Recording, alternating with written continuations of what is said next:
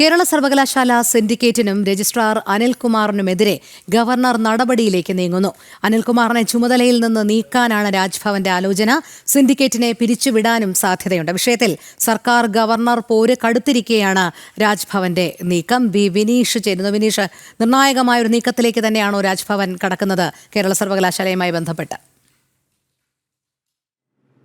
തീർച്ചയായിട്ടും അത്തരത്തിലുള്ള ഒരു നീക്കത്തിലേക്ക് തന്നെയാണ് ഗവർണർ കടക്കുന്നത്. കാരണം കഴിഞ്ഞ ദിവസം തന്നെ രാജ്ഭവന് നിയമോപദേശം ലഭിക്കുന്ന ഒരു സാഹചര്യമുണ്ടായി. ഈ നിയമോപദേശത്തിന്റെ അടിസ്ഥാനത്തിൽ അനിൽകുമാറിനെതിരെ കടുത്ത നടപടിയുമായി മുന്നോട്ട് പോകാൻ തന്നെയാണ് രാജ്ഭവന്റെ തീരുമാനം, ഒപ്പം തന്നെ VC-യുടെയും തീരുമാനം. കാരണം പല ഘട്ടങ്ങളിലായി പല താക്കീതുകൾ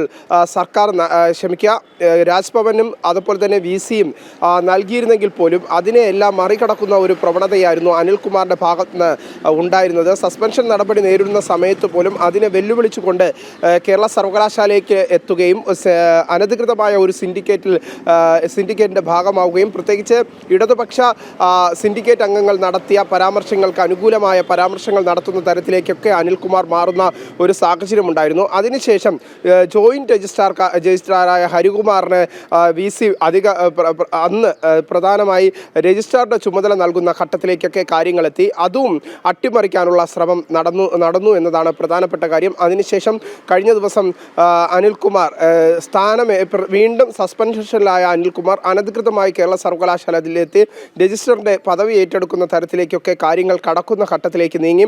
ഇതിനെയാണ് വീണ്ടും രൂക്ഷമായ ഭാഷയിൽ രാജ്ഭവനും VC-യും അടക്കമുള്ളവർ വിമർശിക്കുന്ന ഘട്ടത്തിലേക്കൊക്കെ കാര്യങ്ങൾ എത്തിയത്. ഇതിന്റെ അടിസ്ഥാനത്തിൽ തന്നെയാണ് കടുത്ത നടപടിയിലേക്ക് നിലവിൽ രാജ്ഭവനും ഗവർണറും ഒക്കെ കടക്കുന്നത് എന്നാണ് നമുക്ക് മനസ്സിലാക്കാൻ സാധിക്കുന്നത്. രോഹിണി.